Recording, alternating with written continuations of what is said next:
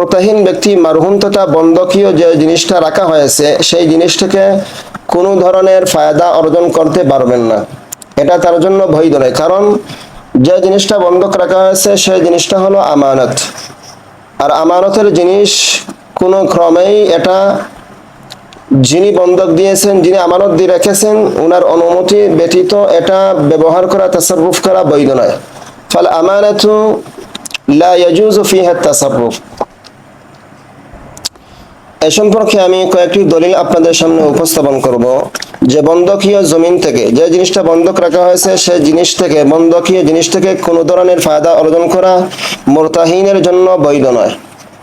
1 নম্বর দলিল হলো রাদ্দুল মুহতারের 10 নম্বর খণ্ডের 83 নম্বর পৃষ্ঠায় আছে, লা ইয়াহিল্লু লিল মুরতাহিন আন ইয়ানতাফিআ বিশাইইন মিনহু বিওয়াজহিন মিনাল উজুহ।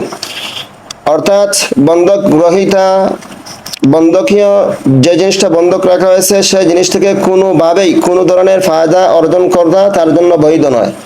ওয়া ইন আদিনা লাহুর রাহিন, যদিও রাহিন তথা যিনি বন্ধক দিয়েছেন, বন্ধকদাতা তাকে অনুমতি দেয় ব্যবহারের জন্য, তারপরেও বৈধ নয়। কেন? লিআন্নাহু আদিনা লাহু ফির রিবা, কারণ তার অনুমতিটা সুদের ক্ষেত্রে হয়ে যাবে।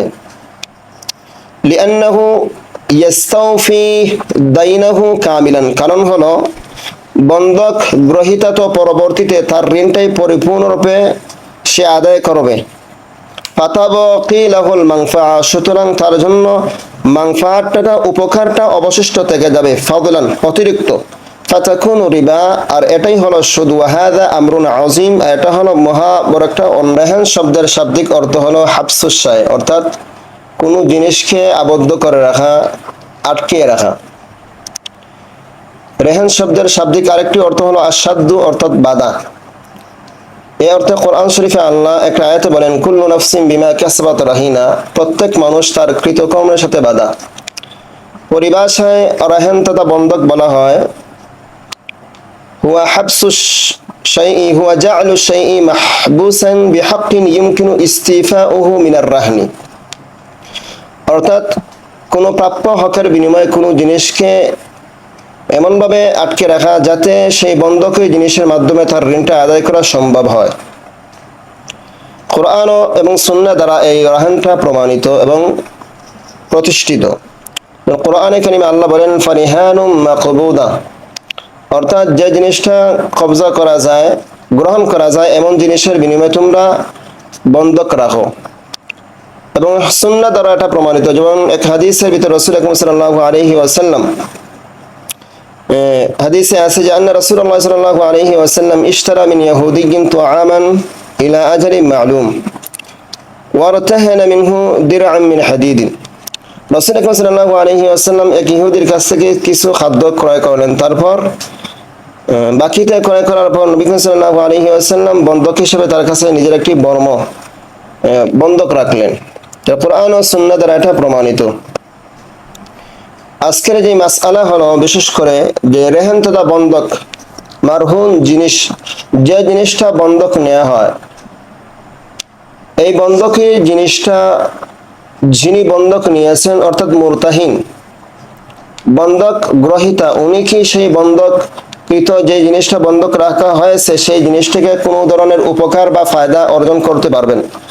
যেমন ধরেন কোনো ব্যক্তি কোনো জমিন বন্ধক দিয়েছেন, তাহলে যার কাছে বন্ধক দিয়েছেন সেই ব্যক্তি কি সেই বন্ধকীয় জমিন থেকে কোনো ধরনের ফায়দা অর্জন করতে পারবে? এই মাসআলা হলো যে যার কাছে বন্ধক রাখা হয়েছে অর্থাৎ মুরতাহিন ব্যক্তি মারহুম তথা বন্ধকীয় যে জিনিসটা রাখা হয়েছে সেই জিনিসটাকে কোনো ধরনের ফায়দা অর্জন করতে পারবেন না।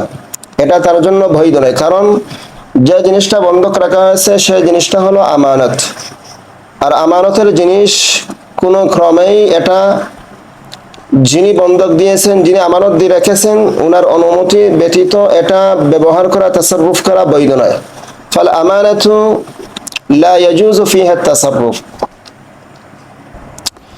এই সম্পর্কে আমি কয়েকটি দলিল আপনাদের সামনে উপস্থাপন করব। যে বন্ধকীয় জমিন থেকে যে জিনিসটা বন্ধক রাখা হয়েছে সেই জিনিস থেকে, বন্ধকীয় জিনিস থেকে কোনো ধরনের ফায়দা অর্জন করা মুরতাহিনের জন্য বৈধ নয়। 1 নম্বর দলিল হলো রাদ্দুল মুহতারের নম্বর খণ্ডের 83 নম্বর পৃষ্ঠায় আছে লা ইয়াহিল্লু লিল মুরতাহিন আন ইয়ানতাফিআ বিশাইইন মিনহু বিওয়াজহিন মিনাল উজুহ, অর্থাৎ বন্ধক গ্রহীতা বন্ধকীয় যে জিনিসটা বন্ধক রাখা হয়েছে সেই জিনিস থেকে কোনোভাবেই কোনো ধরনের ফায়দা অর্জন করা তার জন্য বৈধ নয়। ওয়া ইন আদিনা লাহুর রাহিন, যদিও রাহিন তথা যিনি বন্ধক দিয়েছেন বন্ধকদাতা তাকে অনুমতি দেয় ব্যবহারের জন্য, তারপরেও বৈধ নয়। কেন? লিআন্নাহু আদিনা লাহু ফির রিবা, কারণ তার অনুমতিটা সুদের ক্ষেত্রে হয়ে যাবে। লিআন্নাহু ইয়াস্তাওফি দাইনাহু কামিলান, কারণ হলো বন্ধক গ্রহীতা তো পরবর্তীতে তার ঋণটাই পরিপূর্ণরূপে সে আদায় করবে। ফাতাবকি লাহুল মানফাআ, সুতরাং তার জন্য মানফাআতটা উপকারটা অবশিষ্ট থেকে যাবে, ফাদলান অতিরিক্ত। ফাতাকুনু রিবা, আর এটাই হলো সুদ। ওয়া হাযা আমরুন আযীম, এটা হলো মহা বড় একটা অন্যায় গুনাহ। মোক্ষরা এই দলিলের আঙ্গিকে আমরা জানতে পারলাম বন্ধকীয় জিনিস থেকে কোনো ক্রমেই মুরতাহিন তথা বন্ধক গ্রহীতার জন্য ফায়দা অর্জন করা বৈধ নয়। কারণ হলো, মনে করুন আপনি 20,000 টাকা নিয়েছেন কারো কাছ থেকে এবং আপনি একটা জমিন বন্ধক রেখেছেন। 2 বছর পর আপনি যদি সেই 20,000 টাকা ফিরিয়ে দেন, এরই মধ্যে যদি বন্ধক গ্রহীতা ফায়দা অর্জন করে এই জমিন থেকে, তাহলে এই ফায়দাটা তার জন্য অতিরিক্ত রয়ে গেল, কারণ আপনি তো 2 বছর পরে 20,000 টাকা তাকে টিকিয়ে দিলেন, কিন্তু মধ্যখানে যে এই অতিরিক্ত ফায়দাটা অর্জন হয়েছে এর বিনিময়ে তো বন্ধক দাতা কোনো কিছুই পাবে না। অতএব এটাই হলো রিবা, সুদ। কারণ রাসূল আকরাম সাল্লাল্লাহু আলাইহি ওয়াসাল্লাম বলেছেন যে as-সুনানুল কুবরা 1933 নম্বর হাদিস, as-সুনানুল কুবরা লিল বাইহাকি কিতাবের, রাসূল আকরাম সাল্লাল্লাহু আলাইহি ওয়াসাল্লাম বলেন কুল্লু কারদিন জাররা মানফাআতান ফাহুয়া ওয়াজহুম মিন উজুহির রিবা, অর্থাৎ যে প্রত্যেক এমন ঋণ যে ঋণ থেকে কোনো ফায়দা অর্জন হয় যুক্ত হয় সেটা যেভাবেই অর্জন করুক না কেন এটা হলো সুদ। এ সম্পর্কে আরেকটা দলিল হলো মুসান্নাফে আব্দুর রাজ্জাক কিতাবের 1575 নম্বর হাদিস, যে এক ব্যক্তি আব্দুল্লাহ ইবনে মাসউদ রাদিয়াল্লাহু তাআলার কাছে এসে বলল যে আমার কাছে একজন ব্যক্তি একটা ঘোড়া বন্ধক রেখেছে, তারপর আমি সেই ঘোড়ার উপর সওয়ার হয়েছি। আব্দুল্লাহ ইবনে মাসউদ রাদিয়াল্লাহু তাআলা আনহু এই কথা শোনার পর বললেন যে মা আসাবতা মিন যাহরিহা ফাহুয়া রিবা, তুমি যে পরিমাণ ঘোড়ার উপর সওয়ার হয়েছো এটাই হলো সুদ। এইগুলো 3 নম্বর দলিল। 4 নম্বর দলিল আমি উল্লেখ করব হেদায়ার কিতাবের 4 নম্বর খণ্ডের 522 নম্বর পৃষ্ঠায় আছে ওয়ালাইসা লিল মুরতাহিন আন ইয়ানতাফিয়া বির রাহনি লা বিল ইস্তিখদাম ওয়ালা সুকনা ওয়ালা লুবসিন, অর্থাৎ বন্ধক গ্রহীতার জন্য বন্ধককৃত জিনিস দ্বারা কোনো ক্রমেই ফায়দা অর্জন করা বৈধ নয়, চাই সেটা লা বিল ইস্তিখদাম, যদিও খেদমত নেওয়ার মাধ্যমে হোক, ওয়ালা সুকনা অথবা বসবাস করার মাধ্যমে হোক, ওয়ালা লুবসিন অথবা কোনো জিনিস পরিধান করার মাধ্যমে হোক।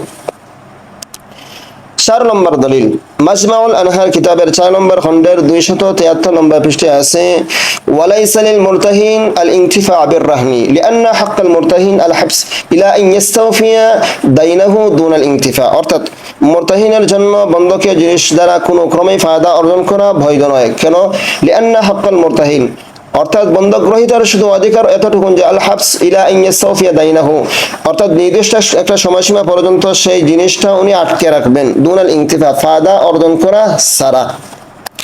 তাহলে এই সমস্ত দলিলের আঙ্গিকে জানতে পারলাম যে বন্ধকৃত জিনিসের মাধ্যমে বন্ধক গ্রহীতা কোনো ক্রমেই ফায়দা অর্জন করতে পারবেন না, যদি এটা করেন এটা সুদ হবে। এখন আসেন এই যেহেতু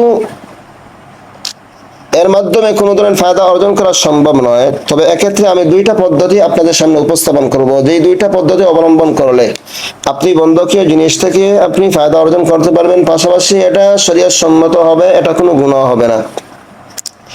1 নম্বর হলো ইজারার পদ্ধতি। মনে করুন আপনার 20,000 টাকা প্রয়োজন, আরেকজনের কাছে আপনি রাখলেন, তখন রাখার সময় বলবেন যে আমি আপনাকে 20,000 টাকা দিব, আপনি আমাকে 20,000 টাকা দেন, 2 বছরের জন্য আমার এই জমিনটা আপনার কাছে ভাড়া দিলাম, অর্থাৎ আমার এই জমিন আপনাকে দিব, আপনি 2 বছরের জন্য আমাকে 20,000 টাকা দেন, এটা হলো ইজারা। এই 2 বছরের মধ্যে ওই ব্যক্তি যার কাছে আপনি বন্ধক দিয়েছেন 2 বছরের মধ্যে সেই জমিন থেকে যে কোনো ধরনের ফায়দা অর্জন করতে পারবে, তবে 2 বছরের পরে সেই জমিনটা ফিরিয়ে দিবে কিন্তু বিনিময়ে সে আর 20,000 টাকা পাবে না।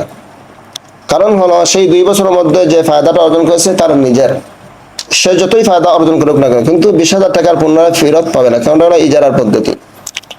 2 নম্বর বৈধ সুরত হলো, এটা হলো বায়বিল ওয়াফাতু বায়বিল আমানত এর একটা পদ্ধতি। মনে করুন প্রথমেই বলবে যে, মনে করুন তার 20,000 টাকা প্রয়োজন, বলবে যে আমার এই জমিটা আপনার কাছে 20,000 টাকায় বিক্রি করলাম। এই চুক্তি শেষ হওয়ার পরে পুনরায় বলবে, তবে ভাই 2 বছর পরে আমার কাছে এই জমিটা পুনরায় আমার কাছে বিক্রি করতে হবে। 20,000 টাকা মনে করুন সে বিক্রি করেছে, 2 বছর পরে বলবে যে আমার কাছে পুনরায় 20,000 টাকা এটাকে আবার আমার কাছে বিক্রি করতে হবে। এটাকে বায়বিল ওয়াফা বলা হয়। এই দুইটা পদ্ধতিতে আপনি যদি জমিনটা ইজারা অথবা আপনি বন্ধক নেন, তাহলে এই দুইটা পদ্ধতিতেই বৈধ। এছাড়া অন্য কোনো ক্রমেই বন্ধকীয় জিনিস থেকে কোনো ক্রমেই ফায়দা অর্জন করা সম্ভব নয়। যদি করেন এটা শুভ।